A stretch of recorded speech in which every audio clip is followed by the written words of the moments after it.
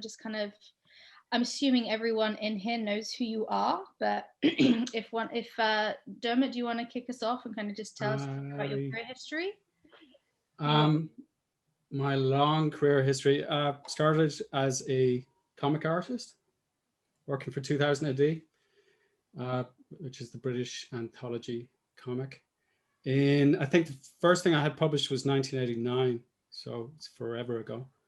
And then I spent about 8 or 9 years as a comic artist, and then working on Judge Dredd and Slain, mostly, and working with Natural Media. And then I came over to film in about 1996, I think, or 97. And I just remember I bought a computer because I figured we might have to change the colors of some of the designs. And then once I started working digitally, I never worked. I just thought, oh, this was so useful that I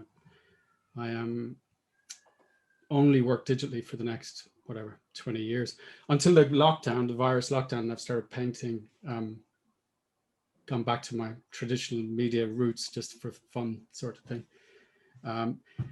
Yeah, so I guess people know what we've done, which is a lot of the Harry Potter films, Star Wars. Worked with Mr. Colin Fix over there at Ice Blink with Doug Chang. I don't know how much detail people want to know, but that's the very broad outline. That's absolutely perfect. You know. Rob, do you want to maybe do an intro too? Hiya, hello, I'm Rob, everybody. I mean, I've known Dermot for a long time, and had a kind of similar background to him, really. Was in London and was trying to get illustration work after college, and ended up doing stuff for 2000 AD like Dermot. But I just did the one comic strip called The Clown. And then I did a bit of Magic, The Gathering, and various bits and pieces like that. And then eventually I sort of got into film through Henson's. Me and Dermot put our portfolios into Henson's within the same fortnight, which was weird. Yeah. When was that, Dermot? I think it was 97, was it? Something like that. We didn't really know each other up until that point, but we knew of each other. Yeah, just met in a few conventions and stuff. Yeah, and because we used to go to comic conventions and you'd meet people, etc. But we didn't really become mates until we worked at Henson's. And then they were doing these Hallmark films at the time, which were kind of like gateway into doing proper films.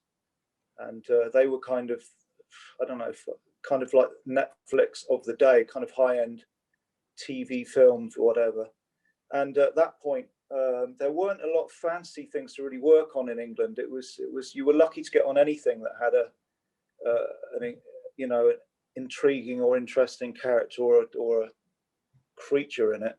So Henson's was the place to be, and Hallmark films were the films to work on. And then I think within a couple of months, or I don't know, 6 months, both of us just segued into proper film out of the studios, and we've been in the film ever since.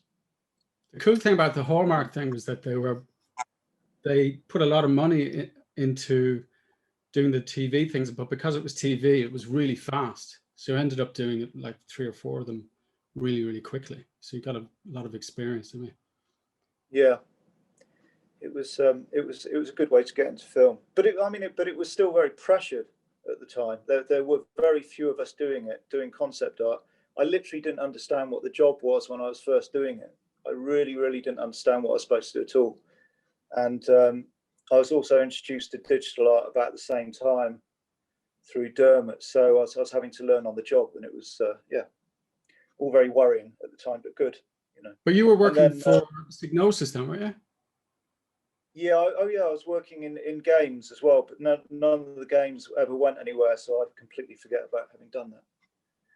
So that's a nutshell history of our getting into film, etc. But I think we would probably say vaguely more interesting things if you threw some questions our way.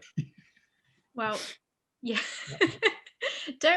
I mean, it's very sweet how humble you both are, but I think everyone here is like super interested in anything you have to say. But anyways, we have a couple of questions already that Let's people test you on that. Let's just see how boring I can be. Right. As the participant list drops down, everyone's like, yeah, I'm out. This is too much. So the first question that we have is from John Cormacan. He wants to know, how do you feel about process videos? He's basically he's like, please do them. Please do. Yeah, he will give you all your money, all of his money to do them. Basically, I don't know if anyone else agrees, but lots of nodding heads. The thing is, I've been asked a lot over the years to do tutorials. I think a tutorial that I would do would be exactly 2 minutes long, and then me just waffling on. Like, there's not a lot of process. It's mostly drawing. I mean, the job has, okay, really what I mean is for the process that might be not unique to me, but are more typical of how people think I work, there's not an awful lot to it. Whereas the film industry's changed. So now we're doing an awful lot more 3D modeling, and the film I'm on right now, I'm not doing, it goes from very quick black and white blocky sketches, and then full on, here's a location, doing aerial shots of, B-17s and army bases. And it's all very, it's a sort of process that I think an awful lot of people do. It's not at all special to me, right? But the part that might be, I remember thinking 20 years, when I first started working digitally, nobody was working digitally. I think very few people were. Even when I went over to the Star Wars art department, they'd only just started. And all my work at that point was digital. And when I sent it to Doug Chang, Doug was like, oh, I remember they're having a meeting. And I said, do you want me to send over some work? And he was like, well, will you have time to scan it in? And I'm like, no, it's all digital.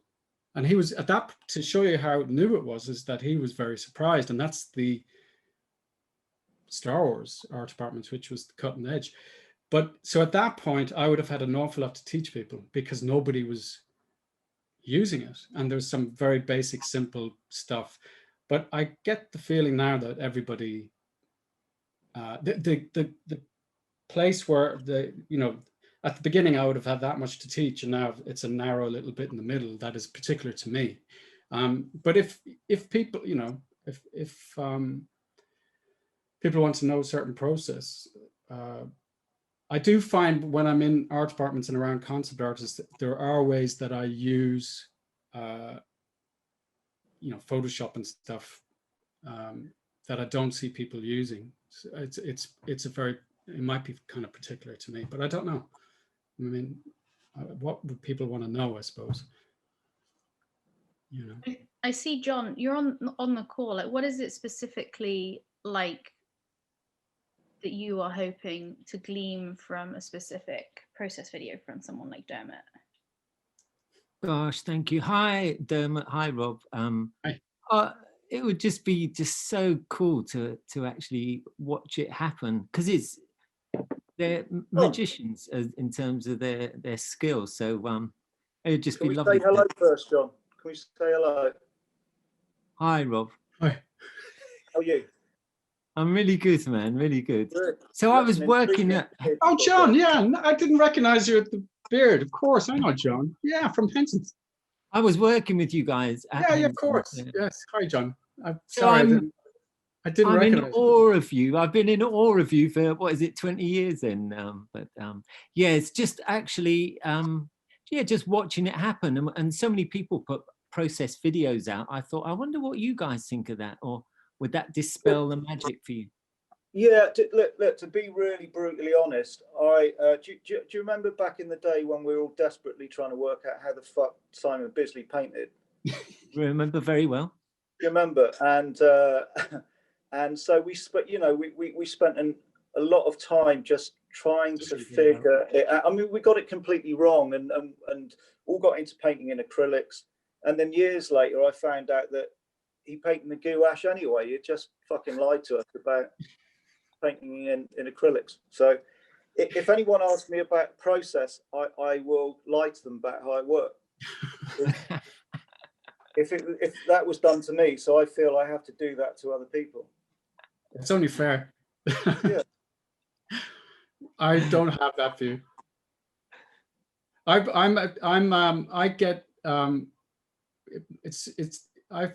like teaching. It probably suits my ego. I get a kick out of it. I like doing it, whereas Rob doesn't.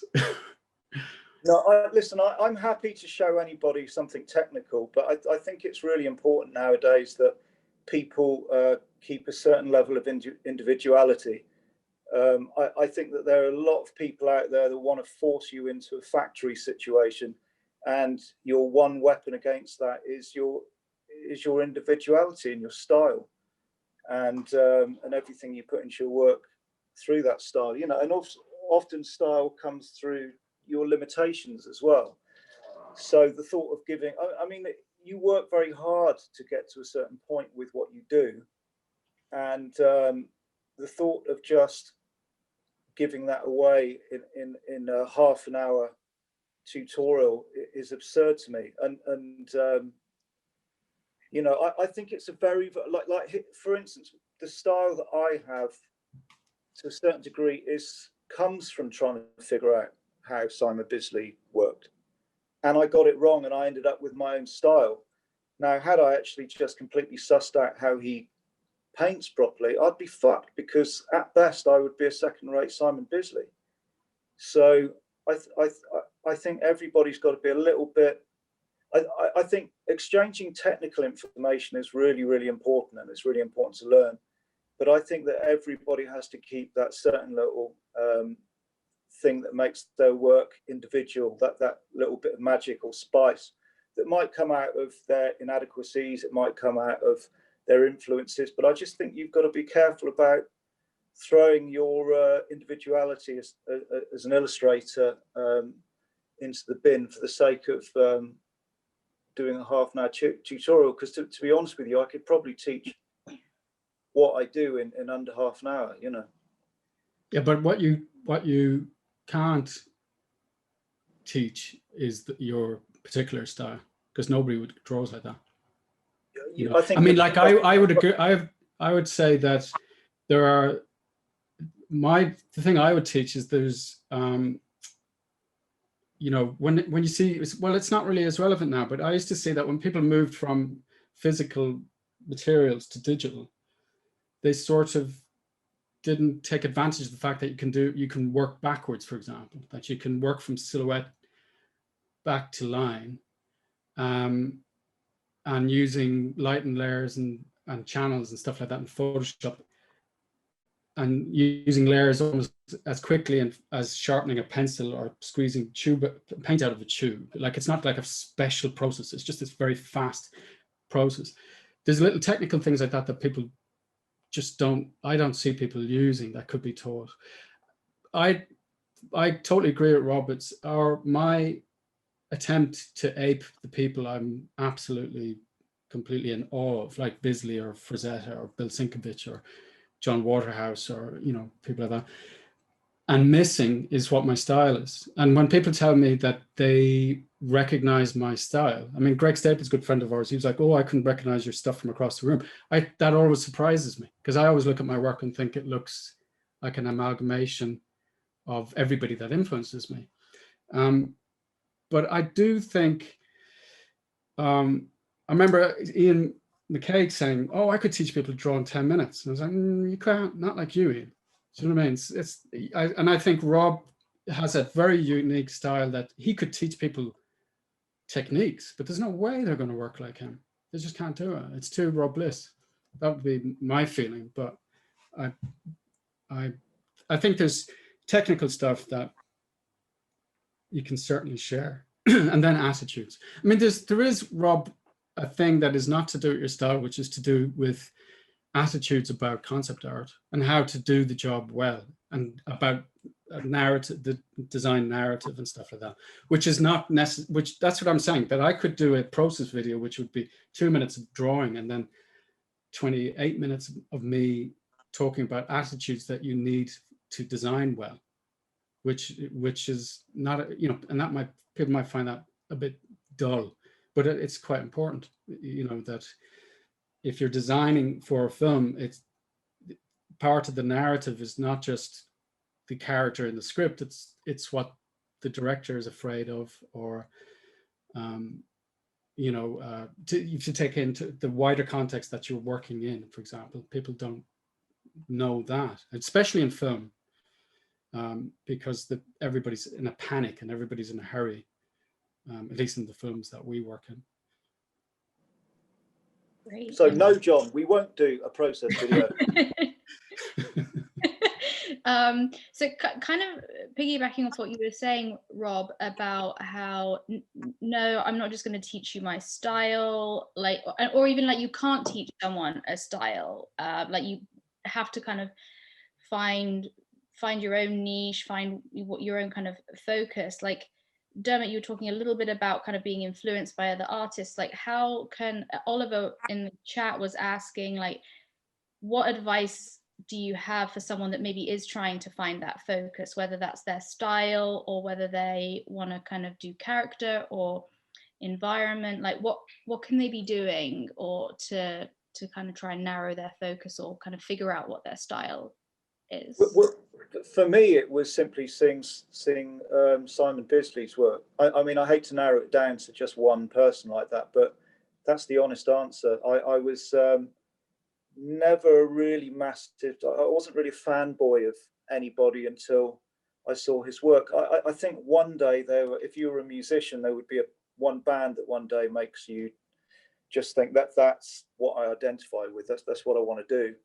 And I think that happens in illustration or art as well. I think you just see something that hits you on such a visceral level that you don't even have to question where you're going from that point. You're just obsessively trying to work out how the hell to do something like that, and to do it, to draw any other way wouldn't make sense to you. So I think it's just a case of keep looking for influences and see what you find. But I mean, nowadays it must be pretty easy because Instagram and everything is full of art. I mean, you just stumble across amazing art all the time, don't you?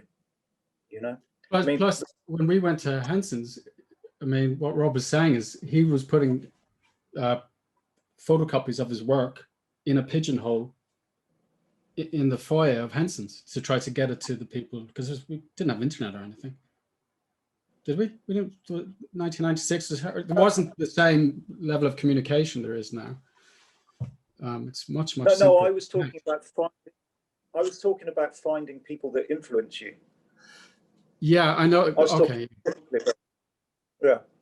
Right, but is the person asking the question looking for more specific? Not necessarily looking like how can I get a job, because obviously the networking tools that you guys would have had are wildly different to what's available right now. You're talking about kind of physically going around with a portfolio, whereas now you can just kind of, make sure that you have like a great online presence or whatever, and be reaching out directly.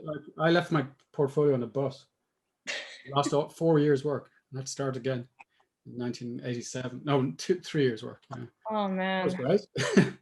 Nothing sound or anything. But technically, I would say don't, if you're going to draw, you want to have a sharp pencil. So the modern equivalent of that is get the tools. So that's not in the way, right? So, it's important to learn to draw, but, and that's, I think you can get to do the best concept art if you draw well. But I'm not inclined to say to people, oh, you've got to go to life drawing a couple of times a week, and you've got to be amazing at drawing before you even think of it. Because there's people getting very far in the industry that can't draw, because there's a lot of tools. No, there just is. I'm not insulting them. I'm just saying that you can do, you can get quite far. Okay, okay, how am I going to have to talk about this without sounding like I'm bitching? I'm not. The concept art has become, in a lot of ways, about accumulating assets, 3D assets very often, and Photoshop assets or whatever, in a nice, cool looking visual. And you don't have to be able to draw at all. Not really. You have to have a good eye. And okay, so that will get you quite far into it. It will not get you very far though, because concept art, being a concept artist is about a lot more than that. But if you want to be, the industry has changed. It has what people call concept art a lot of the time is visualizing art department or whatever, other people's designs. And in fact, that's what I'm doing at the moment, which is a little dull, but that's just the job I'm on at the moment. And you can go quite a long way, not being a very good designer and not being a very good illustrator or not being able to draw. You can just be very good with using 3D and lighting and Photoshop and all the rest of it. And the reason I'm saying that is that if you are good at drawing, you don't want not knowing those tools to get in the way. So it is important to know them. Do you know what I mean? That I would advise people to learn Photoshop, learn 3D, learn ZBrush, learn all these things, because they're tools. They're just the modern equivalent of tubes, paint and tubes. They're just a convenience for getting, you know. So if you're inclined to draw, absolutely. But if you want to break into concept art, you need to add those other tools, because you're up against people who know those tools very, very well. Often they will get there before you. Do you, based on that, because that basically you just answered Eric Rose's question, talking about like, how do you personally feel about having to work in 3D as opposed to drawing and painting? I love it. I love anything that helps me design. I don't care. I mean, I love painting, physical painting. I wouldn't do that for concept art. It's too slow. I mean, I've just done a couple of paintings during the lockdown, and I just do it because I love the physical. I love that feeling of using actual paint and the restrictions that it imposes on you, and the fact that this painting here that I've just done for this Everyway Sphere Walkers thing, I told them, they asked me would I do it, and I was like, oh, I just don't have time. And then I thought, you know what, I will do it because it's so different to what I'm doing at the moment, and it'll just be a break. And they've very little money, but I thought it doesn't matter. I'll just do an original painting and I'll sell it. That'll be the deal. And it's not helping them that I decided to do it traditionally, but that was the deal. Like if I did it digitally, I'd have done really, really quickly. But I was like, I'm going to do it the slow way, not out of any sense that that's the way you should do things. It was just kind of interesting, you know. But yeah, I don't mind. I love doing it. What about you, Rob? You do as well. Yeah, no, it's a lifesaver using 3D. I mean, it can be equally irritating as well when you forget how to do stuff, when you haven't used a bit of software for a while and you have to jump back onto it and you can't work out even how to fucking move something around.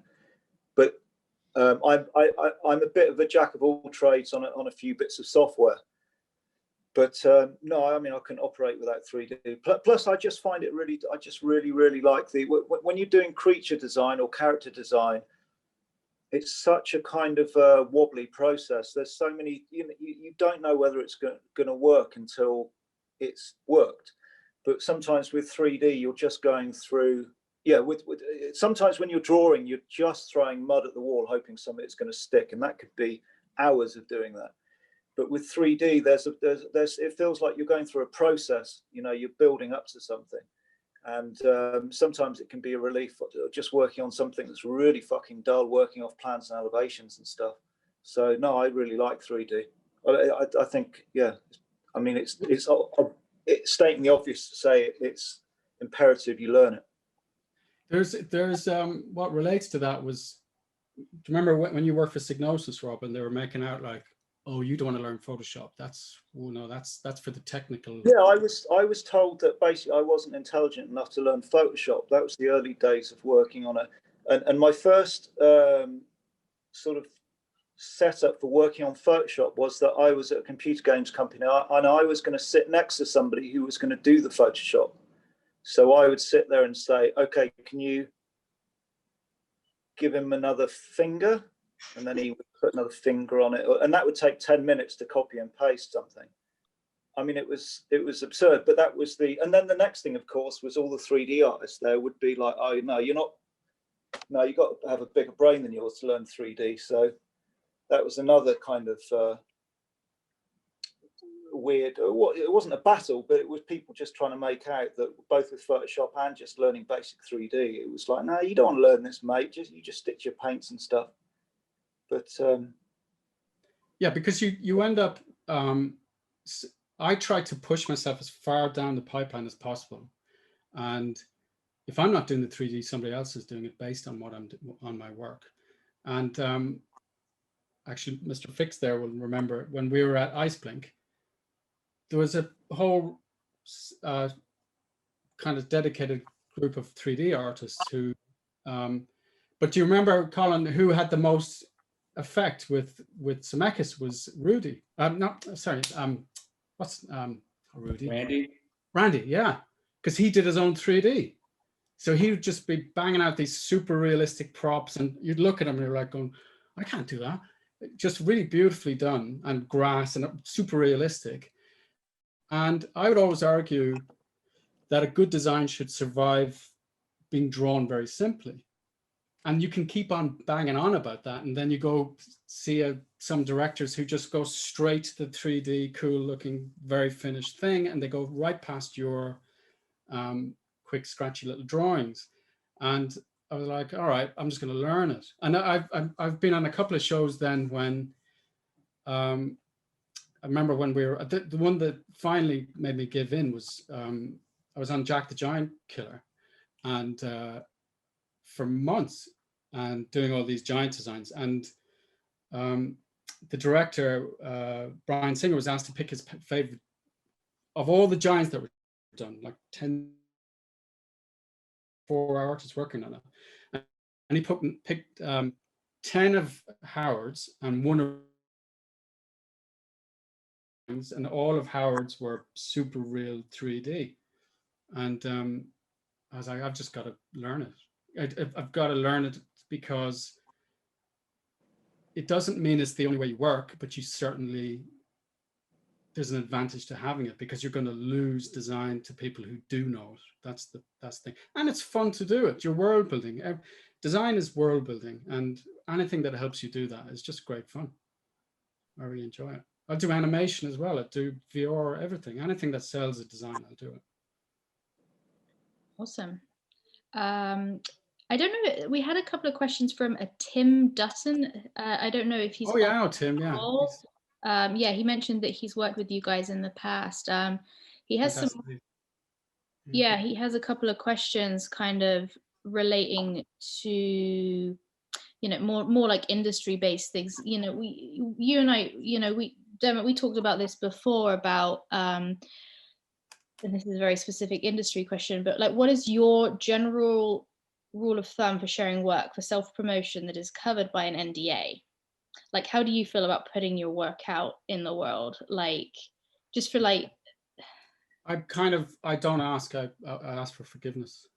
What's the expression? Don't ask for permission, ask for forgiveness. I wait, the rule, I wait till the film's gone out a long time, and then I sneak my work out onto my website about 6 months later.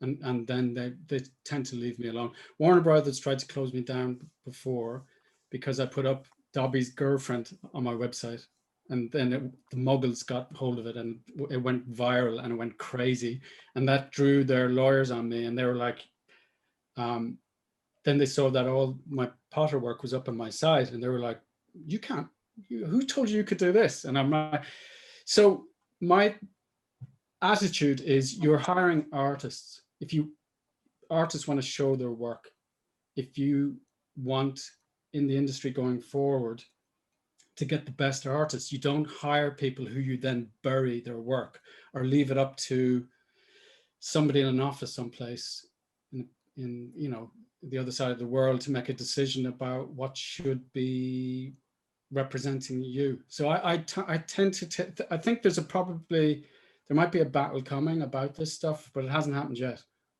But it might, if they have a battle about it, it may be something concert artists have to get together and write it into our contracts. But at the moment, it's so confusing. It's very, very difficult to kind of legislate for, because you know, you're not saying you want ownership of design, and then it's very difficult to do that in the film industry anyway, because everybody, you know, some designs come through that lots of people have had a part in. But I tend to take the attitude of, it's a healthier industry when you've got a bunch of artists who love showing their work to each other. And the thought that you have to ask somebody who doesn't even understand how we work, please, can I have a couple of pictures to put up? I'm kind of just, you have to be sensible about it, because which I wasn't with Dobby's girlfriend. I just forgot that she wasn't in the show. She'd been cut out of the script. So, yeah, but that shouldn't. Anyway, Rob did a better one. That shouldn't be a reason to not put something up, Dermot, because Warners have always been very, very good on this front, and it must have just been a phase they were going through at that particular time. I don't know if somebody would have maybe made out that there was a problem where there wasn't really a problem, but you know, that there's the kind of interest that's generated at grassroots level through fancy art, concept art, all this stuff is, you know, you can't pay for that kind of interest in trying to sell a film or all the merchandise to do with it. I think that, and also the people are basically pretty lazy. So when they want to find people that are going to work on their films, they need to just be able to go straight to a source and see the work en masse and just make a decision as to whether they think that person would work on their film or not. And if they've got to mess around with passwords, etc., to get into see the stuff that has to be hidden away, then it's just, I don't know, it's just a pain in the ass. I just think that at some point, if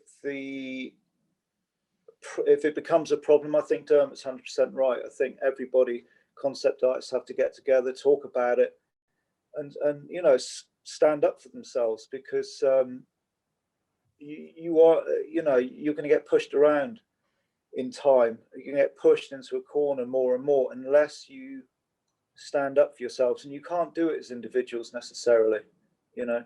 But most of the time, it's not a problem. It really isn't a problem most of the time. It's a problem if you ask. Yeah, I don't know. Then it's easier for people to say no.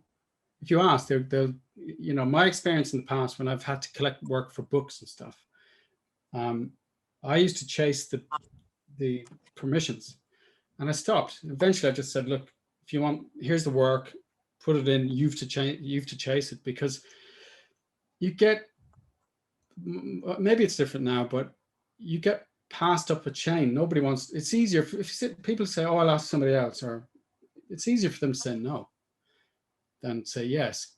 So that's what my experience has been. Here's a kind of a broader point that goes back to one of the questions earlier on about getting into the industry. You've got to be really careful in your life at many different levels to watch out for gatekeepers. And if you start asking for permission, you start generating gatekeepers. You've got to figure out how to get around those people, you know? And sometimes by asking permission, you simply you end up putting a door in the way that wasn't even there in the first place. So you're telling somebody they have the power over what you're doing. Yeah. I just kind of. Yeah, the short answer to it, I think, is ask for forgiveness instead of permission.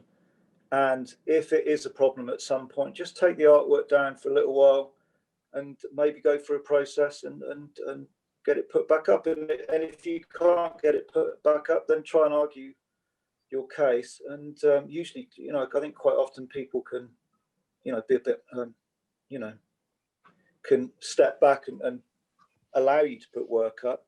I mean, sometimes it just comes down to whether somebody likes you or not, you know. I do Yeah, want to problem. chime in here. So what we do with the Concept Art Association is we are advocating for concept artists and their role within the industry. And part of the way that we do that is we are working with the Academy's Margaret Herrick Library to try to get concept artists into the history books and have their art available for curatorial and educational purposes. So we are trying to advocate for artists on behalf to the studios. So if you would like any of your art in these archives, please reach out to us and we will add you to our advocacy list with the studios. And back to you, Rachel. So Yeah. We have another question here talking about, you know, I don't know, we have a lot of people from all over the world here, but just this is a specific kind of UK industry question. I see it was from Tom Whitehouse. Tom, Yes. do you want to unmute and you can ask yourself? You're mute though. Yeah, here we go. Oh, there you go. Hey, I guess it's me. Hey, how you doing, Dermot? Okay? I'm good. How are you? Still alive? Good, So yeah, good. question. I think it's a question to myself and hoping you can chip in and kind of clear it up maybe. Okay. So I've been doing this for about 12 years now. And every time I finish a project, I keep thinking, should there be a bigger project after, or should there be just go with the flow and whatever's next? Because there's no real hierarchy for the UK industry, and there's no real ceiling either. So how do you kind of progress as such in that role? But when you say progress, do you mean in the type of film that you work on, in the size of the film, or do you mean as? Yeah, kind of. There's no ladder, but there's an imaginary ladder kind of thing. So you might start with, you know, a small project and just keep. Yeah, but actually, it doesn't. You know, what I've found is, I've gone from, you know, I worked on Star Wars, then, which is huge. Then I worked on a tiny little horror film in Luxembourg. And I remember thinking, oh, I'm a big shot here. They're going to be like amazed, you know, coming over to help out with this little film. And what you actually find is that they really, everybody's, there's a level of talent that seems to be luck that you end up in the big film. Like the costume designer on that little thing was great. I was like, oh shit, you know, they have smaller budgets, so they can't express their creativity maybe as well. Very talented people. And I remember going, oh, right, okay, I'm not such a big shot. It was just a luck. Like I ended up right at the beginning of my career getting on Star Wars. And I guess, but I've been big films, small films, you know, I guess before that it was all the TV stuff. It really, I often think about, like, look at Christopher Nolan's team of people. He went from tiny films to biggest films ever, and he pulled that team with him. And it's not as if, as he got bigger, he was looking out to the industry. Now I'm going to replace my low budget film team with a bigger budget. By the way, I only know because of Nathan Crowley, the production designer, has gone with him. I don't know, but I'm making a very broad point. I don't know the details of his team. But I'm just saying that very often it's not that, like, there's certain films that I would love to have worked on, or would love to work on. Not very many though. You know, I'd love to have worked on Dune. I really would have loved to have done that, and that didn't work out. But there's not much, and of course I was a mad Star Wars fan, so I was completely obsessed with when I was a kid. So it was a major achievement to get on Star Wars, but I just loved being on Star Wars. And then it sort of unbalanced everything, because I was right at the beginning of my film career, and it was a big film. But then it was working for Stuart Craig. The Harry Potter films were great, but really what was great was working for Stuart Craig. It was, he just is an amazing designer. So unfortunately, it's sort of, you know, I don't know, it's very healthy and thriving at the moment, the UK film, now that COVID is lifting. Yeah. I don't know if you like. I would, if there's certain projects you'd love to work on because you'd love the, you know, if you're a mad Batman fan, get on Batman, not because it's the bigger film, but because you love working on it. Because we all kind of get paid the same no matter what film we're on, I think. Yeah, that kind of touches on it, I guess, because the ladder is the pay scale, and that's kind of what it is. Yeah. The funny thing is, though, with concept art, there's definitely a glass ceiling on it, and you know, there's so many ways to kind of feel slighted. You can be I mean, me and Dermot have done this for a great many years, and anybody else doing a job in the art department or visual effects for that long may have moved into a position of authority by now. So I understand the need to have some sense of progression throughout your career, but you will find as a concept artist that sometimes you're kind of put in a nice room with someone you like, and then you go on film and you're shoved into a corridor with somebody you fucking hate, and you really and you feel like you've gone backwards, you know, and you feel like you've got no control over what you're doing. So I think that sense of progress is something that you will wrestle with always, but you have to slowly try and figure it out. And also you're trying to figure it out ahead of the curve of everything that's happening as a progression, a natural progression in the industry. I mean, you know, there are so many forces at work that things are changing all the time. So, and you don't even understand why you're being employed or you're not being employed. And by the time you work out how things work, things have changed anyway. I mean, streaming didn't exist God knows how long ago, did it? And that's been a savior for a lot of people with their work. So that sense of progression, I think, what is something Rob? you'll all. What shouldn't it Streaming content? Oh, sorry, yeah. Streaming, yeah. That sense of progression that you want to feel in your career will go up and down. And well, if it's anything like mine, you'll always be slightly confused about what's going on, you know. Hang on. Also, it's about who you're working for. You can work on a film that might not be the greatest thing to have on your CV, but you're just working for decent people. You're working for the same wage. And if you've ever worked on a film that everyone thinks is really cool, but it's just a fucking horrible production to be on, you won't want to be there, you know. Yeah. So there are different criteria. You'll find different criteria as you move through your career. There'll be times when you're like, okay, I've done a couple of big films.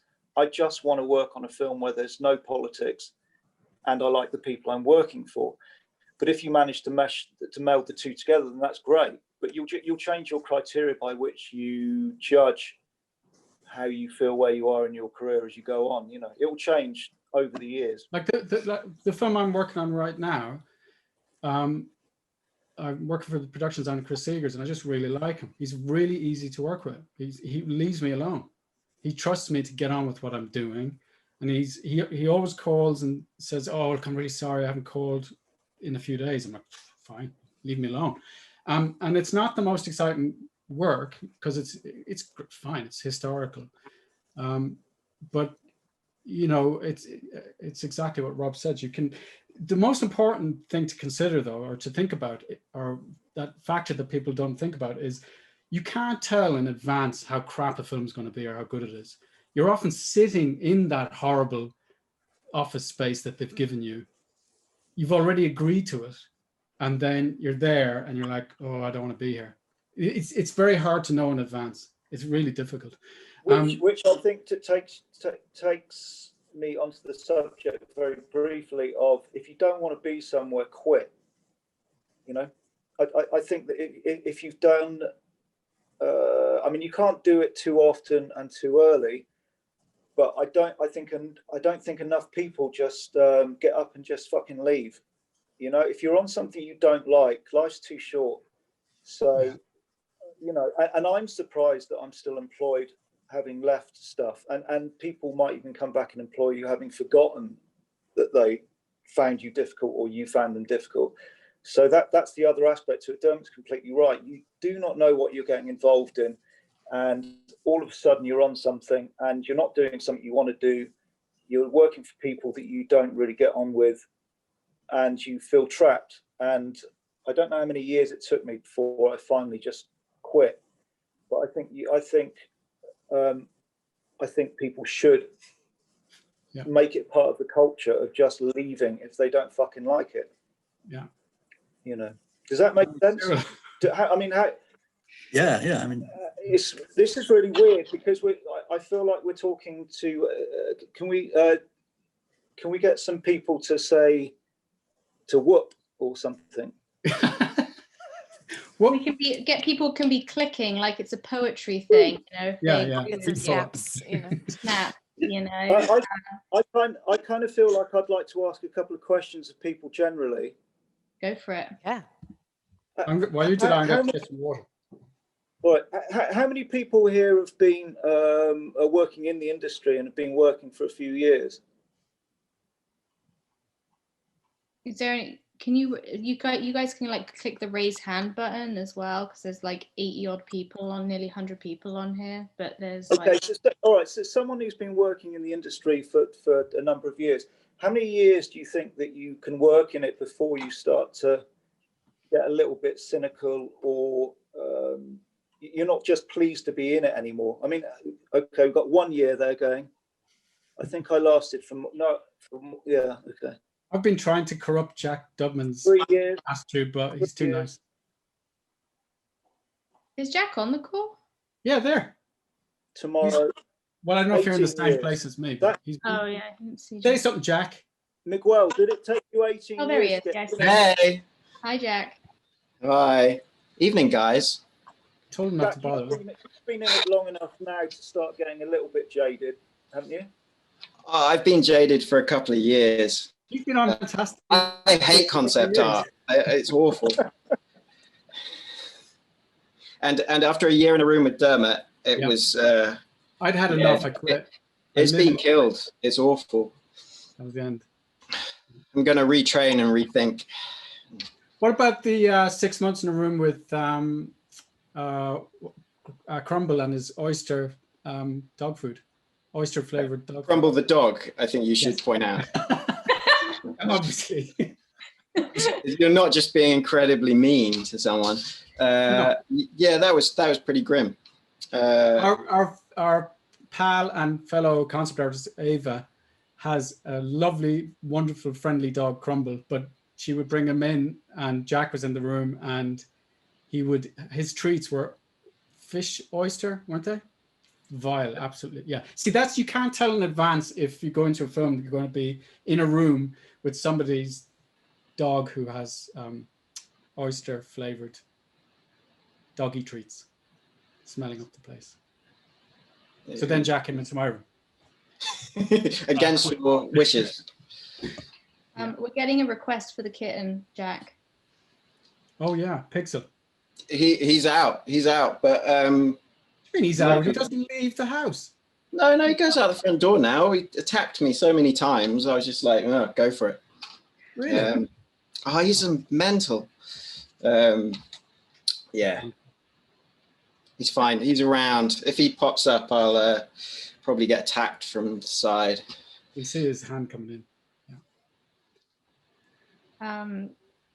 So basically, quit if you're not happy. Do you think, Rob? Well, no. What I'm saying is, I think that we as a large group of people over the years will have to, if we don't design our culture for ourselves, other people will design it for us.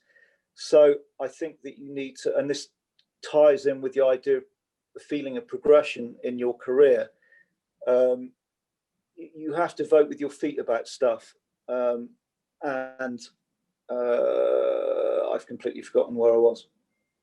Jesus, look, there's 4 more pages of people. I've just realized. Yeah, there's 86 people in here. Wow. Yeah. Roger Adams asked a lovely question.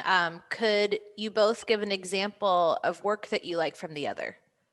So Robert, what's your favorite piece of Dermot's? Yeah. No, don't do that? Okay. Everything Rob does is amazing. No, I don't know if I've got a specific piece that I like, but I'm very often aghast at Dermot's ability to just draw without effort. And Dermot's also very intelligent as well. Very embarrassing. So anything he says or anything he draws sometimes can make me be in awe of what he's either just drawn or what he's either just said. But I can't give an example of a particular picture he's done that I think is he's been pissing me off with his ability to draw for years. I draw quickly because I'm lazy. Yeah. And what I say about Rob's creatures designs generally is, and I've said it before, is his creatures look like it's very hard to explain this, but when I draw creatures, or most people do creatures, it looks like humans looking at the creature. Whereas when Rob does creatures, they look like the creature looking at themselves. The creatures always look like that's how they imagine themselves to be. Does that make sense? Yeah, I love that. Oh, but it's very rare. It's because, yeah, they always look, anyway. So I've often, like I wouldn't tend to draw creatures if I'm around Rob, but anytime, I remember, I think it was Fawkes. You did a beautiful Fawkes way back in the day, and it looks so, his creatures look so pleased to be alive. Do you know what I mean? As opposed to, we're looking at this weird, strange thing that isn't human. This is what humans think this thing looks like. His creatures always look like, this is what I think I look like, which I think is very unusual. But there you go. Now that next question before we're bursting into flames of embarrassment. Leo, thank you for doing that though. Leo, you have a question about AI. Do you want to just unmute and ask that question? All right. My question really is about the growing AI on concept art. I saw a couple of, videos on YouTube and people using that, specifically AI, to create a landscape, and it was really mind blowing. So I want your guys' thoughts on that. Is that where they do a mark and it becomes a exactly? Yeah, that one. Yeah,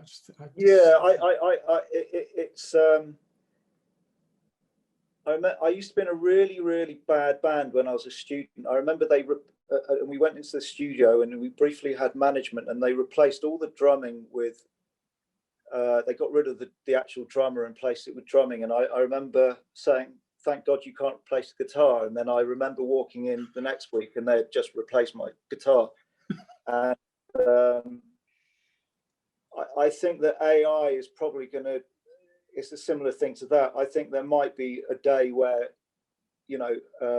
you simply see how horrifically replaceable you are. But hopefully that day won't come for a while. I don't know. I imagine that some of the AI stuff is just, and I've not looked into it, but I imagine it's just going to be, what's an example of something that's awe-inspiring and truly fucking terrifying at the same time? I think maybe we need to just make sure that nobody else in the film industry knows about AI and what you could do with it. Just pretend you've drawn the landscape. If we can all just agree to just keep it secret. Yeah, between us all now. Yeah. Agreed. No, I think it's it might just be a gimmick, but also it doesn't matter, because what matters is designing for story. So if you get it, I mean, look at when people first started using photocomps in Photoshop. I was like, what? I remember Dave McKean talking about that. I'm not going to draw, and I can't remember what creature he talked about, when I can just get a photograph and stick it in. And Dave McKean draws beautifully, but he was making a point. If you're doing, it's like, let everybody have all the tools, let every 3D, whatever. All that matters is the skill then becomes about bending those tools towards telling the story of a design.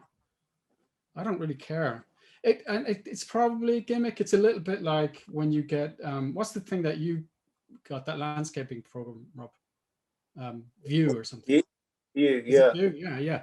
And I remember, I think Kim Friedrichsen, who's a pal of ours as well, I think he bought the really expensive version and then he never used it, because you see what it can do and you're like, wow, that's amazing. But then there's a lot of stuff that is amazing, but then even actually you can see some beautiful illustrations, but they are done by people who are not restricted by having to tell a particular character or a particular moment in a script. Or so, you know, if people can use whatever tool they want to pull out a design. Like, one thing I think might work is, I've noticed when I go back painting in the real world, you know what I mean, with real materials, I'll go, okay, I'll slap paint down just to see what will come out. Like, so in the background, I've got some cliffs and stuff. I'll just shovel stuff and then look at it and then splatter stuff just to see something to suggest some forms, just to see, because there's no, so I could see that AI or anything like that might be a good way of kind of generating some accidental cool shapes, for example, maybe. I don't know. I don't really, I mean, we should all fear our AI overlords in 20 years. I mean, what's the Stuart, who's that philosopher guy who said that if we could see that there was asteroids coming towards Earth, and we knew that they were going to hit us in 20 years, you could see where they were in the coming from the air cloud, whatever. We'd prepare for it. We'd get our defenses up, knowing this thing's coming. And he said, people should be like that about AI, because it's coming. In 20 years, it'll be here, and it'll be all the jobs that will be, you know, so maybe it's coming for us. And all, as Rob said, the things that we think we are immune from because of our specialness, maybe will be not so special. But I still probably think the last thing is you are designing for narrative. That's what, but maybe the AI will figure that bit out as well. But, you know, they'll do loads of other things, and then we'll just be like, we'll have lives of leisure. Did that answer the question usefully? Yeah. Yep. Thank you. Okay. Awesome. So we have a series of requests for you to name drop. First one being, what are some artists that inspire you and that you admire? Could be throughout history, could be current. Do you have art heroes? Rob? Well, I've already said Simon Bisley, haven't I? Me, Rob, you meant to say me. I find Rob Bliss. Simon Bisley, Dermot Power. There you go. Yeah. That's it. I've got quite a list. Yeah. What's that list? Well, Bisley, Sinkovich, all the way back to the John Waterhouse. Because, and by the way, well, because what's interesting about Waterhouse is, because Glenn Fabry is, I'm a big fan of Fabry as well. But what Bisley and Waterhouse have in common is that at the period, well, actually, it was just after the Pre-Raphaelites, really late, quite late in it, but the Pre-Raphaelites got into a kind of competition about who could do the most detailed, extraordinarily realistic paintings, to a point where, you know, there's one, I can't remember what's his name, he dug a trench in his garden so he could get really close to the grass so he could paint it really realistically. And then Waterhouse comes along and just goes splodge, splodge, splodge, and it's just amazing. His ability to paint such extraordinary compositions, beautiful color, but then if you see them in real life, they're huge, of course, they're massive, but they're just knocked down so quickly. It's so economically and beautifully done. And then, you know, the thing is, all of these people inspire. So like, I remember seeing Bill Sienkiewicz and just like, oh my God, Electra Assassin is a Bible for me. It's just an amazing piece of work. But then that led me to seeing like Bernie Fuchs, the American advertising illustrator in the, I think his 50s and 60s and 70s. It's just when you see his, like you see Sienkiewicz's stuff and you go, where did this come out of? It's like, I can't believe it. Like when I first saw Bisley, I could not believe what I was seeing. I've just never seen anything like it before. Then you see Sienkiewicz, you go, oh, I'm not saying Bisley copied Sienkiewicz, but he was definitely inspired by him. Then you go, oh my God, where's Sienkiewicz come from? And then you see, oh, Bernie Fuchs, Bob Peake, all these early 70s American advertising illustrators, which is amazing. And then I read, and then of course, Serge Topi is an absolute god. And I didn't see his stuff till quite late. And I was thinking, I was in film already. And I was like, I wish I saw this when I was in comics. I could have been ripping him off as well. But anyway, I read an interview with Sienkiewicz recently, and he was talking about when Sergio Topi died, that he wrote an obituary for him. And he was saying that when he saw his work, he was hugely influenced by him. Sometimes it's a little obvious. I never spotted that. I didn't see it. And then I saw, when I thought about Sienkiewicz's work in relation to Topi, I was like, oh, right, okay. I didn't even spot that in Sienkiewicz's work. But anyway, all of these, Frazetta is an absolute god. So is Norman Rockwell. Norman Rockwell is, the thing about Rockwell is people just sort of set it aside as a bit kitschy. It isn't kitschy. It is kitschy, okay, some of the subject matters, but his treatment of surfaces and paint is extraordinary.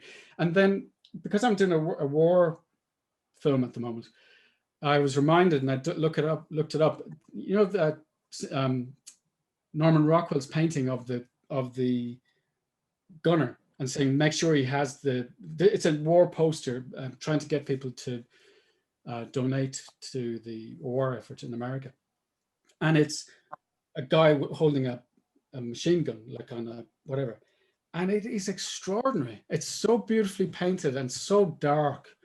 And it sort of reminds me of Ian McCaig as well. It's a huge influence on me. But Ian's such a jolly, lovely, positive character when you meet him, and everything about him is really positive. But then he does this super dark stuff when he needs to.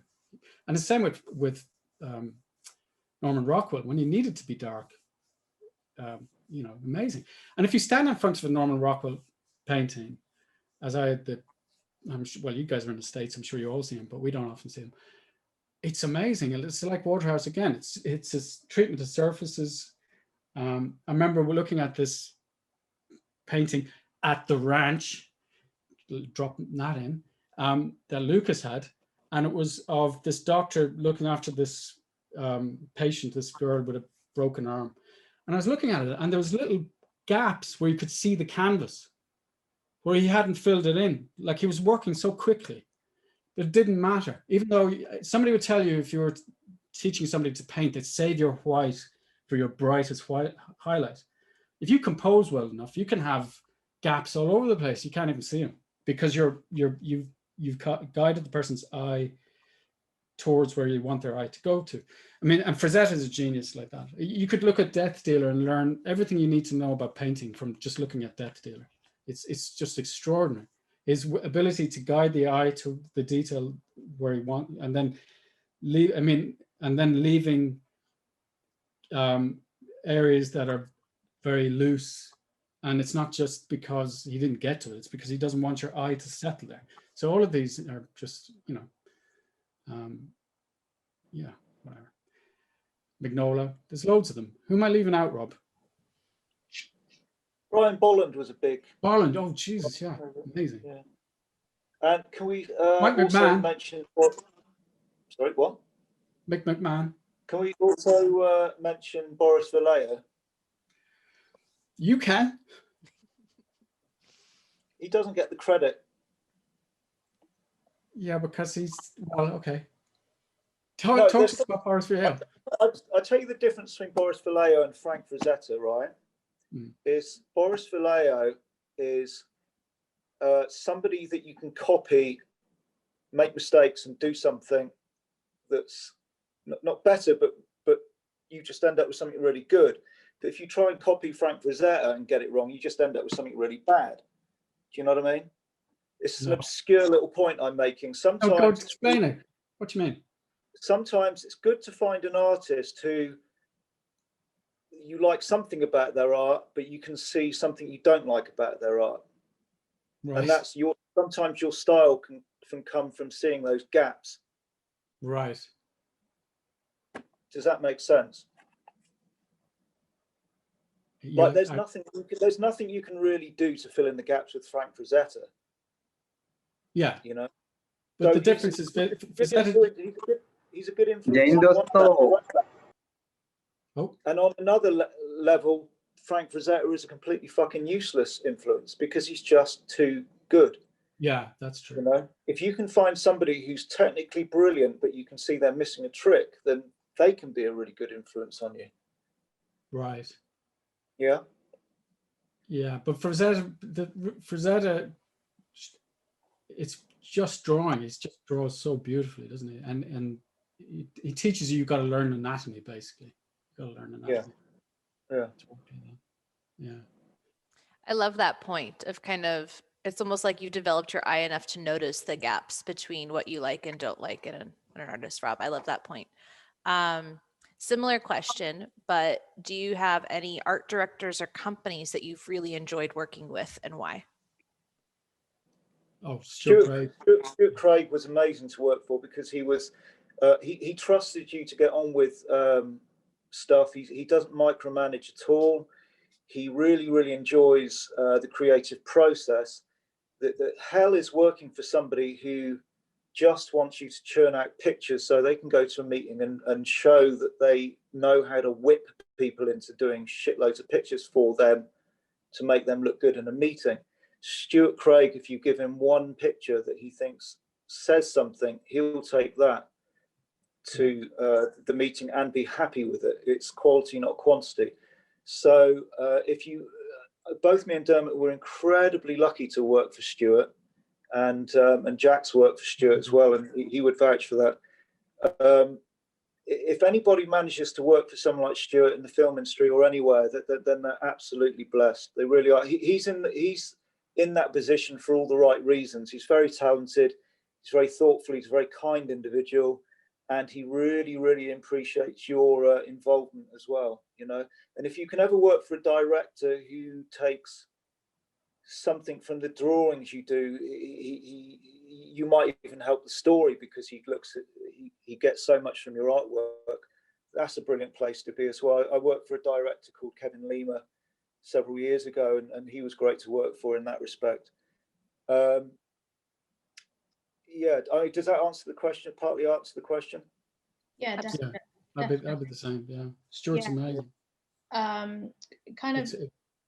No, do you feel free to talk more about Stuart? No, just all I was going to say is that the thing about Stuart is he's trying to get to what the design should be. He doesn't. One of the best lessons I learned from him is you don't give directors a choice, because then what they do is you show them, here's, I've worked with other production designers, they just blizzard them director with images. Or it's very typical at the moment, the VFX companies do great work, but often what they do is they will get a whole roster of concept artists to bang out loads of pictures, and then they show a whole loaded wall full of images. And then what happens then is they've just picked their favorite, and that could be the best of a bad lot, right? Whereas what Stuart will do, what I've learned from Stuart is there's more to be gained from showing something wrong to a director and then telling you why it's wrong than showing 5 pictures and then picking their favorite one. Because if you get it completely wrong, that's fine, because okay, tell me why it's wrong.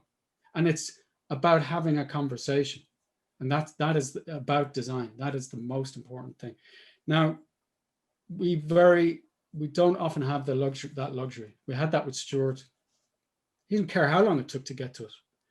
He's not insecure about needing to show homework. Like, oh, look at all the stuff I got done for you. He doesn't care about that.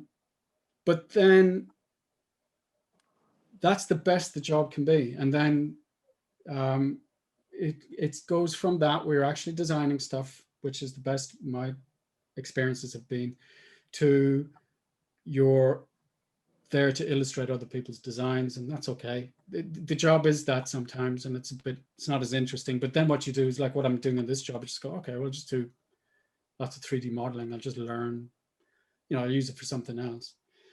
And anyway, look, I'm going to end up straying off the point. So if somebody has another question. No, I mean, based on that, Ben Weeman was asking, like, what questions do you typically ask directors, producers to kind of get a better understanding of the project? But you're kind of saying, like, actually don't ask all the questions so that you can basically do the design by yourself. I mean, obviously there's going to be different projects, but how do you typically approach it when you're kind of first starting on a project? I mean, I'm assuming it's different.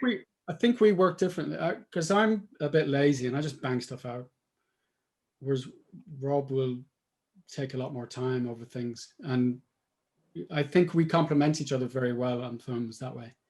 Like I've done, if there's a meeting at 4 o'clock and you need a page full of, I can do it just to get the questions out. Like I see, a concept artist at the beginning, you're asking questions, you're not answering them. That's the way, to me anyway, it works. Then as the project progresses, you start tightening up the designs and answering the questions. But that's kind of just the way, like I think I'm a little different to Rob in that I will see, if we're in a room with a director and we're having a conversation with words, the next thing I'll do is the illustrated next step up from that. I'm happy with that. Here's some quick ideas to get more information about what you need. I don't tend to then, whereas I think Rob does much more finished work very quickly. Don't you? Am I right about that, Rob? You're not as inclined to ask questions with sketches, whereas I don't mind doing it. No, I don't really answer anything with sketching. I don't think. I don't know. If you're talking about the very initial thing where you're asking directors about trying to find the questions to ask directors, sometimes you're trying to ask questions so that you can plug into something that makes you like the ideas that he's presenting to you. If that makes any sense, because sometimes an idea can be presented and your first thought is how's that going to work, or how's that going to be interesting. So sometimes it becomes almost like a little conversational tug of war where you're trying to make it sound more, the idea sound more appealing, and then at some point you might hit upon something with a particular question. What's the feel of what the feel of this that you're trying to get, or what's something that you've seen recently that's making you think about this, and then all of a sudden they'll tell you something that makes you get it, and all of a sudden the idea becomes more interesting and you know how to do it. I think most of the time when a director's telling me something, or not necessarily director, but a production designer, anyone, art director, I'm thinking, how the fuck am I going to do this? That's my main question inside my head. So they might be describing a comedy scene, but I look like I'm going to, kill myself because I'm just stressing out, thinking I'm not sure how I'm going to do this. So I think the conversation, from my point of view, quite often goes into talking them round to having them allow me to try and work out the stuff for them in my own way. Does that make sense at all? Ben, Yes. No. Ben, are you on the call? I can't see if you are or not, but does that answer your question if you are here? Ben's here, but maybe Maybe not in a place to unmute. But actually, while we're talking about people in the chat, Miguel, you have your hand raised. Do you have a question for Dermot and Rob?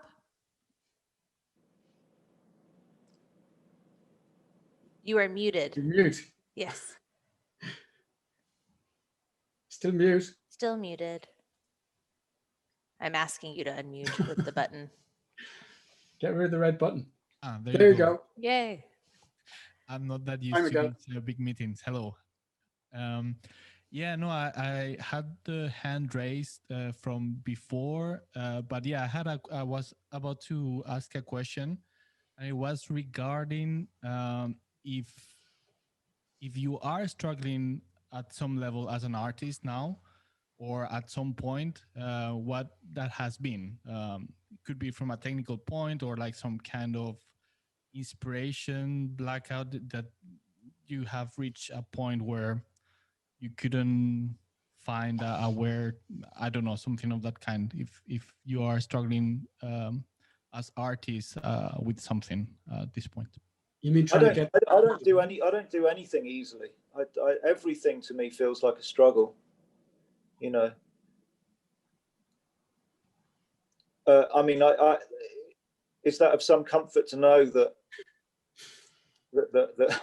I mean, sometimes I arrogantly think, oh, this job's going to be a cinch, but then I just can't do it. It's really weird. To me, it's all herding cats and just hoping that I fucking get them all in the box eventually, and it usually works, you know, eventually. But yeah, I find it a continual struggle, but I also think that sometimes good work comes out of that struggle, you know, without trying to sound too twatty. But Like Yoda there. yeah, Yeah, totally. do you find it a struggle? Me, yeah, all Yeah. the time.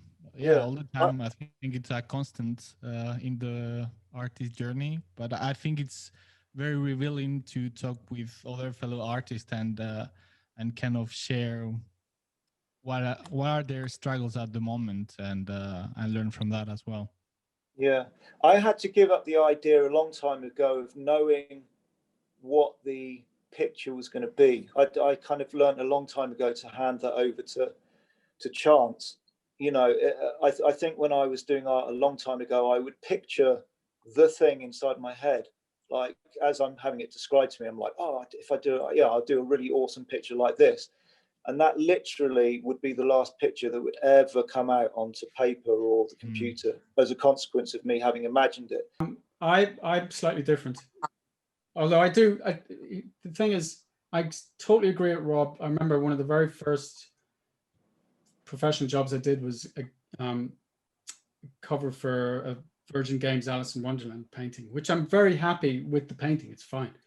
But I still have the picture in my head, which is a much bluer, much more chiaroscuro, much better painted thing than what I ended up doing, because I couldn't capture what was in my head.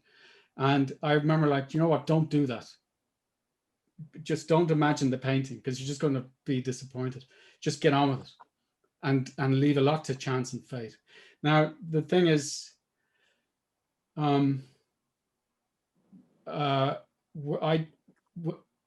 compared to being a comic artist, especially a cover artist, where at the right beginning of my career is like, this art has to represent me and it's going to be on the cover of a game out in the world. Oh my God, that's the stress of having to get that right and have that out in the world. When I came into film, and also the stress of trying to earn a living as a fully painting comic book artist, I could never do it. I was always broke and always stressed and behind schedule, and I was happy enough with my work, but was never good enough, and I just had to put it out there. Then you come into film, and it's like, it's nothing. The pressure is nothing like that. Your work is not the final product. It's part of a process about exploring design, and I found that much easier. But the most difficult thing is working on films with crap scripts, and which are a lot of them, at least they go through bad phases, and you're looking at this and you're going, that is fucking rubbish. I mean, that's just not going to work. But very often then you have to figure out, well, you try to find the thing that will make it interesting for you to draw it. So, or to design it. So you're looking, okay, what is this really about? What is the narrative of this design? So then I'm serving, all my skills as an illustrator are serving the purpose of selling a design, not being the final image that's everybody's going to go, ooh, wow, look at that. You know, that's a different, I've kind of had that in my career. And lately, because like this thing I'm just painting here, that's back to being under pressure again, because it was a commission. I was like, oh, Jesus, they better like it. Whereas I haven't, even during the virus, during the lockdown, I spent 6 months just painting whatever the hell I liked. And because I didn't want to, I wanted a break, I repainted concept artists that I was well known for, because I didn't want to design. I didn't want to think about the composition. I didn't want to do anything. I just wanted to paint with no pressure. And I really enjoyed doing it. It was no pressure.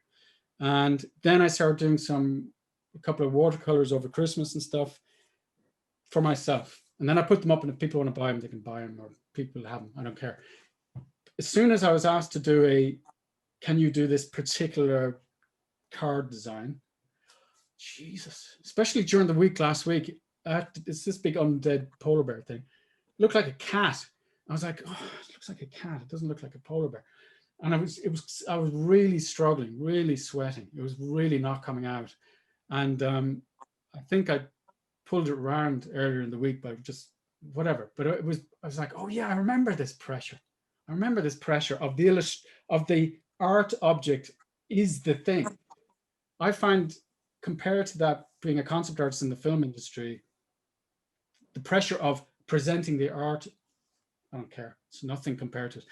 Then it has a whole other set of pressures, which is you're working for a director who's no taste, or bad ideas, or lame script, and you're like, oh, you know. But then you know, I found you sometimes get a key. There's a fantastic place where you just don't know how this is going to work, as Rob was saying, and then you get a little key.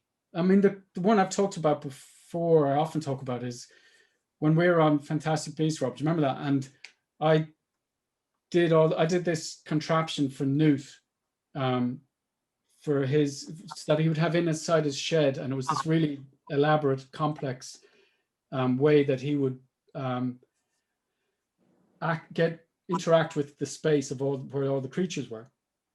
And I did a little I built it in 3D, and I had a telescope thing. It's on my website, and I animated it, and I was really pleased with it. And we showed it, and the director really liked it. And then J.K. Rowling said, "Oh no, he's not that good a magician. He wouldn't do that. That's too fancy." And I remember saying it to Rob, and Rob was like, "Well, that's the point then." And that was the key then. We're like, oh, he's not a good magician. He's not that good, sorry, a wizard. Why? Because he cares first and foremost about the creatures. He doesn't care about showing off that he's really cool. And that then totally fueled how we designed his space, which is everything is built to make the creatures feel that they are in a comfortable place, but they're not really that good.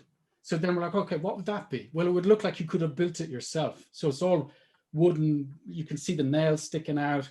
And then I got some wonderful pictures of some shows that were being done in the Wild West, you know, Bill Hickok kind of times, where they had these canvas scenic paintings in the background. But by the time the photograph was taken, you could tell that these were probably very beautiful at one point, but by the time they'd photographed, they were just, you know, draped, and they'd holes in them, and they're a bit worn and careworn. And I was like, that's what you would do. You do just enough to convince the animals in this example that they are in their natural environment, but not too much.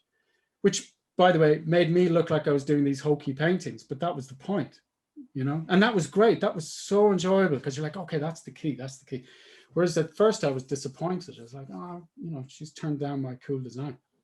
But it gave us the logic. I mean, Rob did actually. He said it. I was like, okay, that's the logic. That's great. That's really enjoyable. Does that answer your question? Yes, thanks. Thanks a lot. Okay. Great. We have another question from email.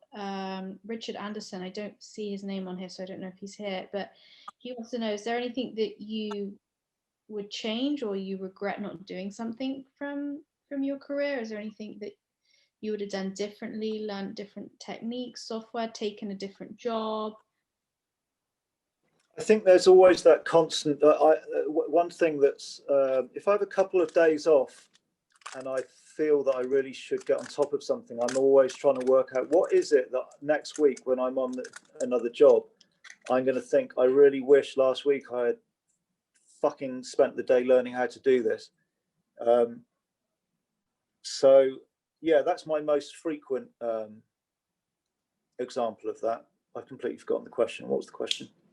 What did you regret? Is that you regretted not doing or doing? Yes, not learning and not yes. So yes, as an example, it might be next week I would regret having not learned Marvelous Designer last week. Now that's a little kind of weekly niggle that I have, you know. But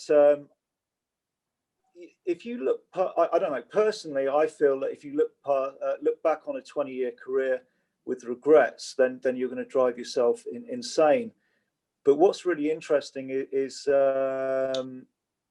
you might regret something 1 year, and then 10 years later, it turns into something that was a disaster turns into a win, you know. So you might regret something at one point, but then 10 years later, that thing that you did that got that on that particular film that was worked out really badly, another director really likes that particular thing you did. And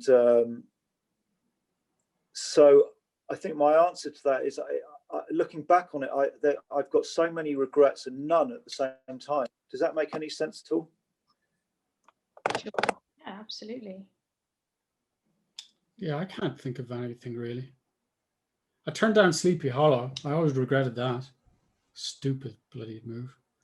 Because they asked me to do it, and then I had been a comic artist and I just got into film, and Rick Heinrichs called me up and he's like, oh, so I was like, oh yeah, I'd love to do it, yeah. And then he rang me back and said, oh, sorry, the production is saying they will only pay for a storyboard artist. So and I was like, I don't want to do storyboards. I have nothing against them, but I've just got out of comics. It's going to be too much like what I did. I will end up just being not just being a storyboard artist. I wanted to be a concept artist. And no, I don't, you know, because I don't want to go down that path. It's too similar to comics. I wanted to change. If you're a storyboard artist, you're going to go, it's not similar to comics. I know that. I'm just saying it was at the time. And I remember Rick, stupidly, because it was like, just say you're a storyboard artist and then they'll put you on the payroll as that, but then you'll be a concept artist. Just production whinging. So I remember I was really disappointed, and then another director rang me up by coincidence 10 minutes later, and I was like, yeah, okay, yeah, I'll do that film. And I did that film. Then Rick rang me back and said, okay, I've squared it with the production and we'll take you on as a concept artist. And I was like, I'm just after agreeing to another film. Now it doesn't matter, except that Sleepy Hollow, I read the script. It was a cracking, like really good script. And I was right at the beginning of my career, and I didn't realize that you were not going to see a lot of these good scripts. It's just barreled along. It was really, and I did end up working with Tim Burton a lot later. But I'd love to have done Sleepy Hollow. Just, you know, sometimes films, the thing that ends up, like, I love working for Tim Burton. I absolutely love it. And everybody complains about Tim Burton films looking like Tim Burton films. And I'm like, what you expect? They're Tim Burton films. Like, even if they're not entirely successful, they're fantastic fun to work with when I'm working for Tim. Brilliant. Love it.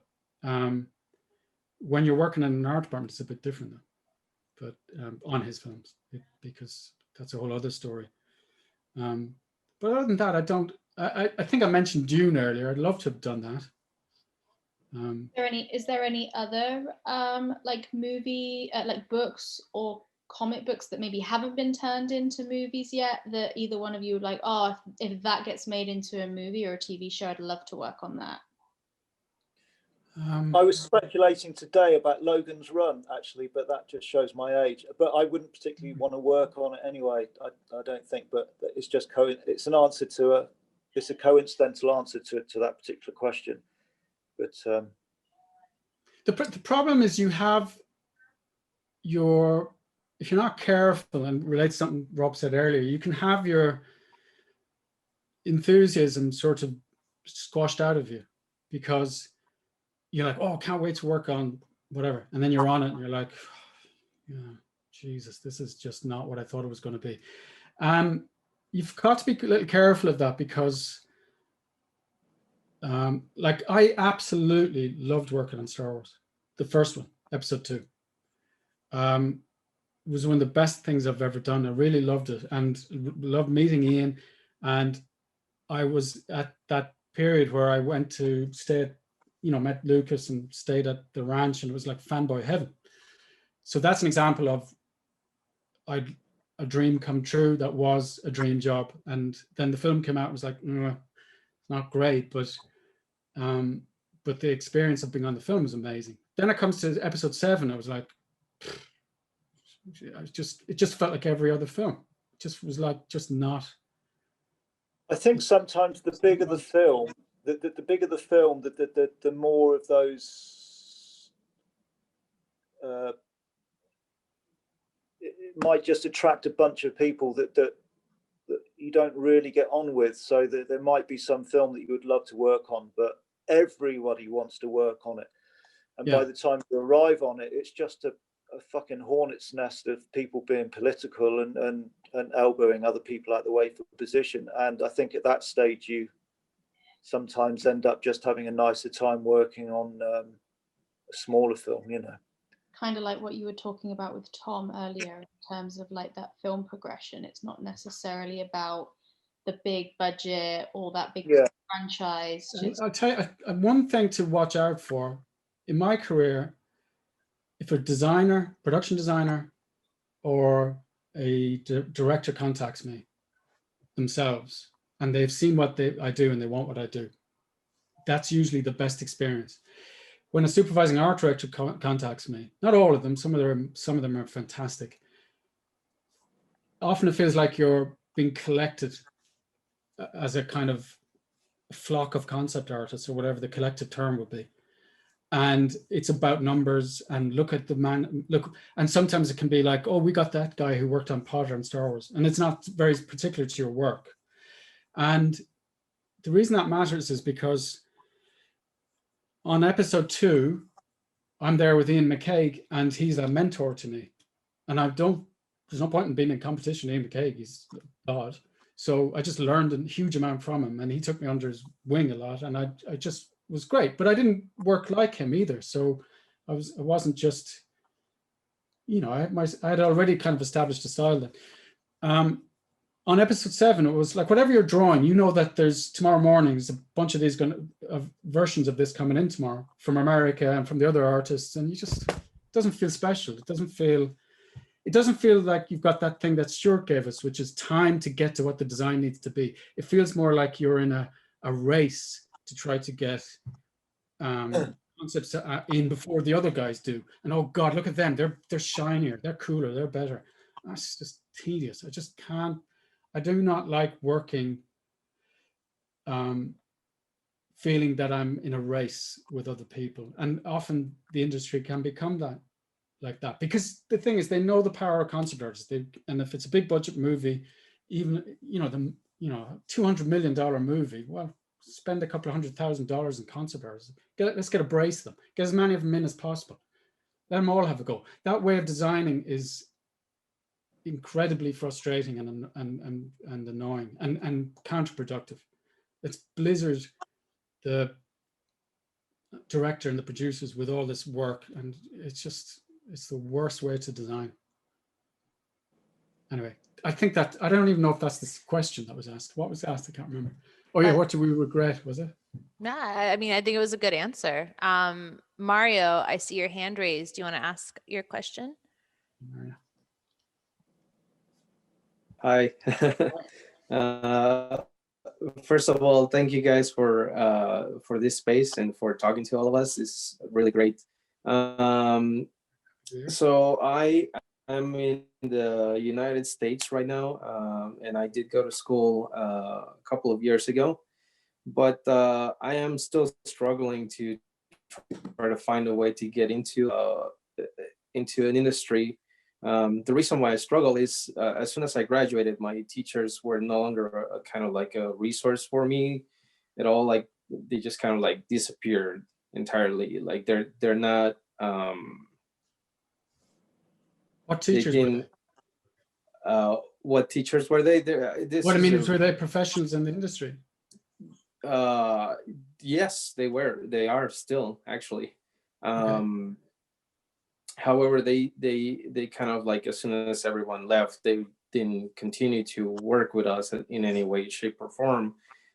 So with that said, what is your best advice for someone who's trying to get into this industry as a concept artist? Instagram and a website. Have you got a website? I do, and I also do have Instagram, and I'm on all the social media platforms that are available. Yeah, I mean the thing is, you know, unfortunately, it's going to be luck and timing. And for example, I was asked to do a job a couple of weeks ago, and then I couldn't do it. And then the producer said, "Well, do you know anybody else?" And I'm like, because they often ask me, and I don't know anybody anymore. I mean, I've got my bunch of us that we know, but the industry has exploded. Like 10, 15 years ago, we knew each other, everybody. The first thing I would say is that there's massive opportunities to be a concept artist now. It's not, you know, they're going to have, the news is going to be looking for, or the Greens department. It just seems every department. When we first worked in it, I think each film art department have started to arm themselves with concept artists because they see it as a way of kind of projecting the will of the department into the production. And so there's a lot more opportunities. So, but the flip side of that, which is difficult, is it's also become very compartmentalized, so that you're either an art department concept artist or a costume department concept artist or a creature department concept artist. Whereas myself and Rob, were lucky enough, I worked on Star Wars and Harry Potter, and they were the two films that were, the design was driven but from the art department first, right? And we were very lucky, so we got to do everything.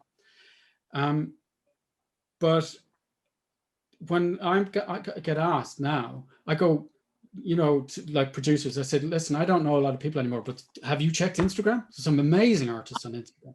And they're like, well, I don't really know. And then I go on Instagram and I'm like, oh yeah, that guy's good, that guy's that. But I don't know these people. They're just like, wow, that's amazing. Look at that, they're amazing. Now, most people are busy, but like, say, for example, your stuff happened to be on Instagram. When I was scanning through it, it might be like, well, I like that guy's good, I'll forward him. And it can be the same with producers. It's having your work on Instagram, but also I don't know if I'm old school about that, but I think having a website, your own website, especially if you can get your own name and not some, I mean, you know our pal who has a weird website name, Rob, who we better not name, our very close friend. You do. Oh, okay. Yeah. And it's like, why'd you call yourself that? It's like, nobody, it's like, you're being clever, but just call yourself your name. Like, if you can get mariorico.com, you should grab it, as opposed to some clever creature name or something that makes you appeal to a bunch of nerds who don't know anything about it. Whereas producers, the other thing is that producers, they will take recommendations, you know, but they will also be looking on Instagram, because we just go look on Instagram. There's amazing stuff being done. So to have a shop front, which is your website, but look, people may disagree with that, because I remember people going, why haven't you got an ArtStation? I'm like, well, because I got my own website. Whereas now everybody's got ArtStation, and it feels like, oh, that's what the kids are doing now. But maybe I should do it. But no, my website's fine. People get to it. But yeah. When I was struggling to get into any kind of work after I left college, that was one answering a question from earlier. I regretted going to college eventually. I just felt that it was 3 years of wasted time where I could have just been trying to get into the industry. But I think that the way I approached it was I sat down and I made trying to get into doing whatever I was going to do my job. So for 8 o'clock in the morning to 5 or 6 o'clock in the afternoon, I was either working on a portfolio or I was out there taking my portfolio around. Now, this was a long time ago, so you would physically go and see people.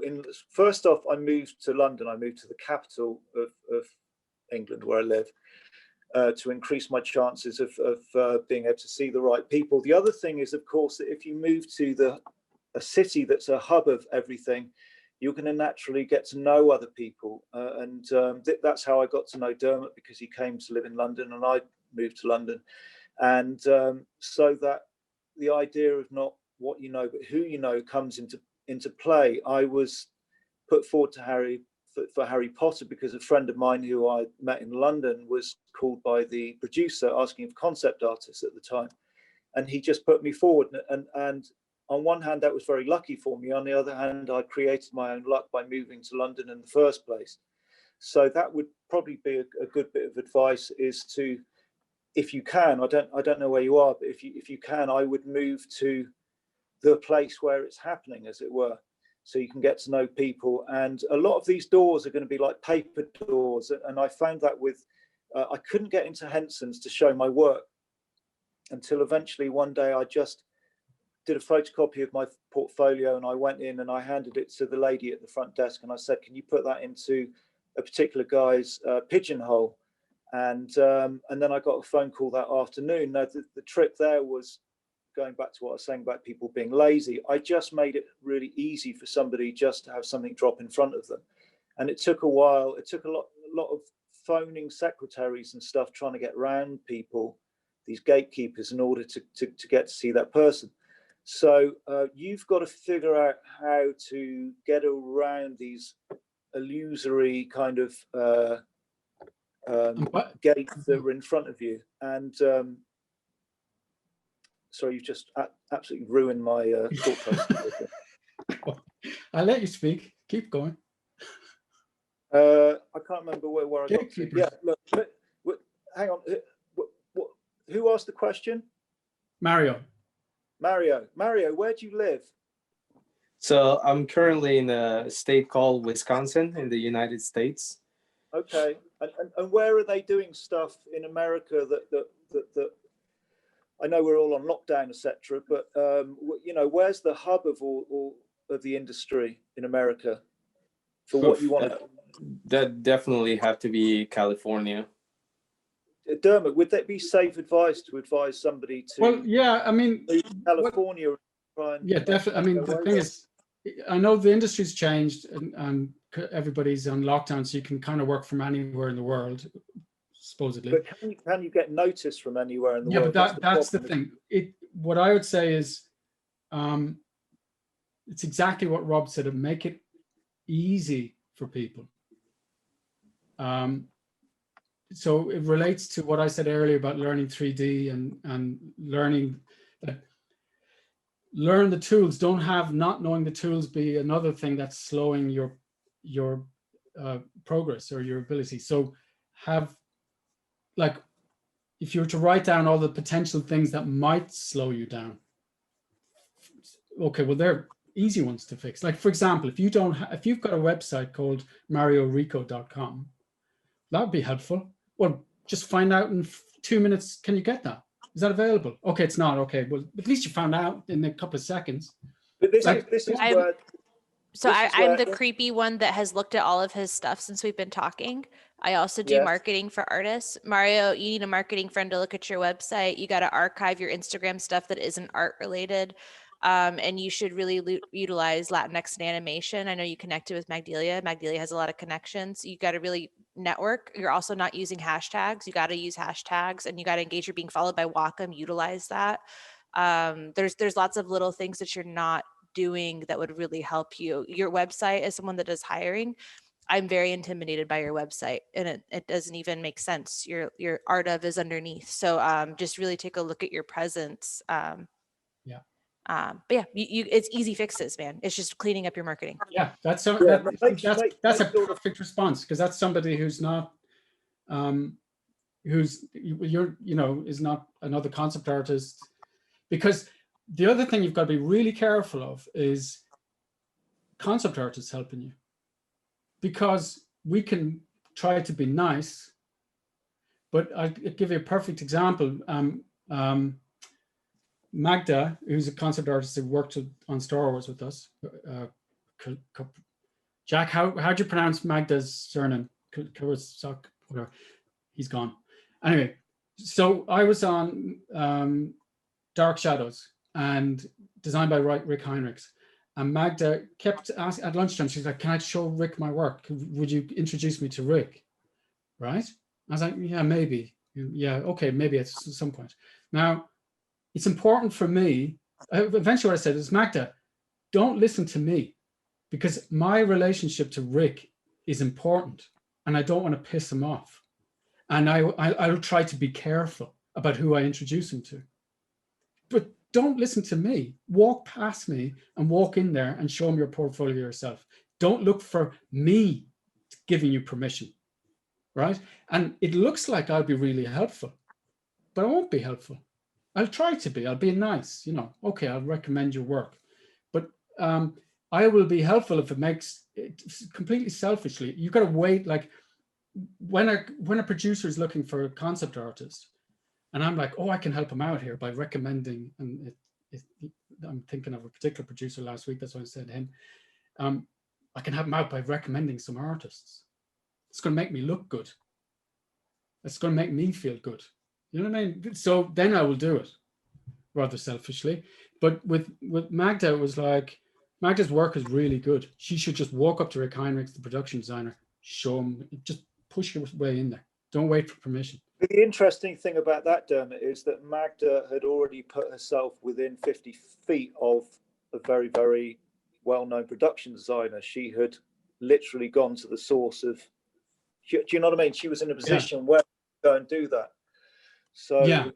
Oh, you mean because she's literally in the studio? She's asking me permission, and Rick is standing over there. Yeah, So she's moved to London. Oh yeah, that's true. Yeah, she moved from Poland to London. Yeah, that's true. I mean, listen, that might be bad advice as we go forward, because I don't know whether digital, the digital world we live in now means you don't have to go moving places like that. But that's the whole point of a capital, isn't it? Everyone's there. So yeah, I think COVID has made it a bit, but it's still. It's still like the producer. I went out today to location because the production designers. I had to go in and get a test yesterday, so I could go to the location to stand on an airfield, foggy, freezing cold airfield, so we could just see it.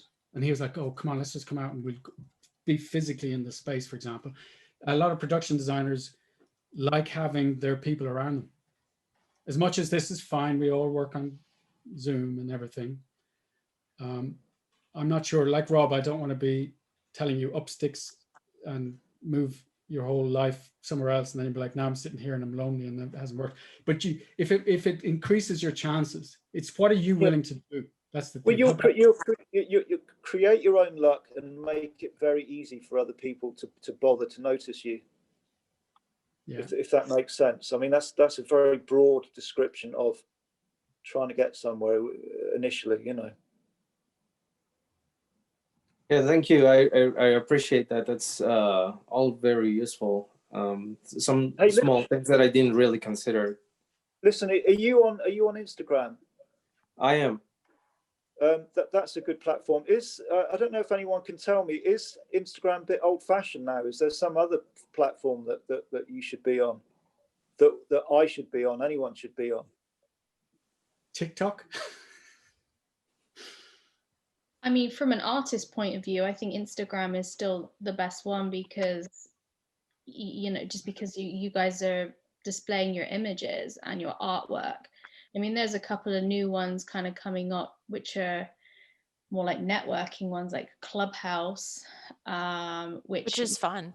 Which is fun, but and Discord, which is another one. Actually, everyone should probably try and get on the Lightbox Discord. I'm going to put an invite in the chat. It's a wonderful resource and environment. Instagram's quite good, I think, because you've got lots of production designers and art directors and directors who are kind of basically on it as a form of MySpace, and they can stumble across your work when they're looking at friends' photographs, you know. It's also where recruiters know to go. Recruiters live on Instagram and ArtStation. Yeah, yeah. Right. Okay. So make your images bold and stand out on Instagram, and maybe sponsor a couple of pictures and bug a few people, you know. Yeah. Well, we're coming towards the end of our time right now, so just one last thing to finish on is, what do you guys have any tips? Like, what are some kind of creative process that you do to kind of keep your technique sharp? Like, is there anything that you guys do? Well, hang on. I've recently moved to the countryside, but I've been working long enough that I can do that, and I think I've just started to hone down what I do. I think it's very important sometimes to realize what you're good at and what you're not good at, and maybe cut your losses in certain areas and stop worrying about them, and also just react to changes in the industry. I mean, everything's changing so much all the time. I think you've got to stay on top of software, dabble with it, find bits of software. And one thing which I think is really good advice for anyone is set your navigation tools to Maya, so that you can go across. I guess everyone does that already, but just make sure that you've got your Maya navigation in place, and and use that as standard across all new bits of software, so that whenever you get into a new piece of software, you can immediately just at least look around it. So I would say always just investigate new bits of software and try and stay on top of them, and then just that's probably good advice, I think. Dermot, anything to wrap it up? What was the question again? Advice to just, is there any kind of daily techniques that you guys do that you do? Yeah, don't get bored, whatever it takes. So I get bored quickly, so I learn I learn software. I learn anything to help me figure out what a design should be, but also so that I don't get bored. And when I'm doing, so I animation, VR, playing around with that. But also when I'm drawing, just pure drawing, the thing that I'm kind of known for, I can do that for about 20 minutes and then I get bored. Because the thing that happens is, it's like I have a talented part of my brain that draws well and intuitively and fluently, and then a less talented bit that's learned to draw a bit okay by being in the company of the talented bit.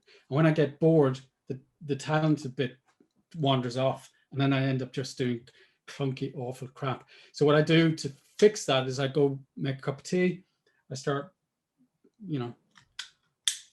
talking to people, whatever. I break up the design process into 20-minute, half an hour chunks of time. When I'm doing 3D modeling or anything like that, and anything, that's completely different because it's very procedural. So you can get lost for hours and hours and hours and hours without stopping, because it's puzzle solving. It's not using the same part of your brain. But when it comes to just pure painting and drawing and designing, I just do short blasts before I get bored. I don't know if that's advice. That's just describing what I do. Yeah. Don't get bored is my advice, and learn the software. The main thing is don't let not knowing something get in the way of what you're doing, what you need to do. And if you don't like it, quit. Yeah, quit fast. Our best friend wasn't it Cyril, who turned up in an art department, put his bag down and got up and went home. He's the fastest quitter. Do you remember that? Yeah, he arrived in his car, went in, looked at the art department, got back in his car and drove home. And he's a hero to all of us. Amazing. Yeah. Awesome. Well, thank you so much, guys, for doing this. It was great fun.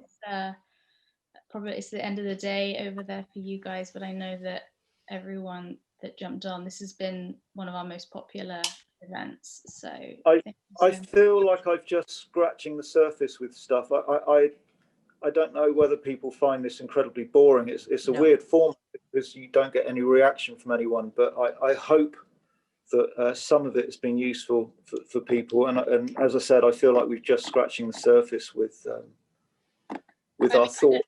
I don't know if you've been following along in the chat, but like people are writing along as you guys are commenting, being like, "Oh, this is super helpful, so much." I will download the chat and send it to you so you can see everybody's comments. Everybody was so excited to have you talk, so thank you. I did try to read it at one point, but I don't multitask very well. So no, you're fine. We'll send it along to you. Okay. All right. Well, we'll give you guys back your evening. Thanks again. Thanks everyone for joining us. And yeah, we'll look out for it on our YouTube channel in the next couple of days. If anyone, if you feel like if you jumped on late or if you want to rewatch it. Yeah. All right. Awesome. Thanks, everybody. Fantastic. Thank you, everybody. All right. Thank you for coming along. Thank you. Bye.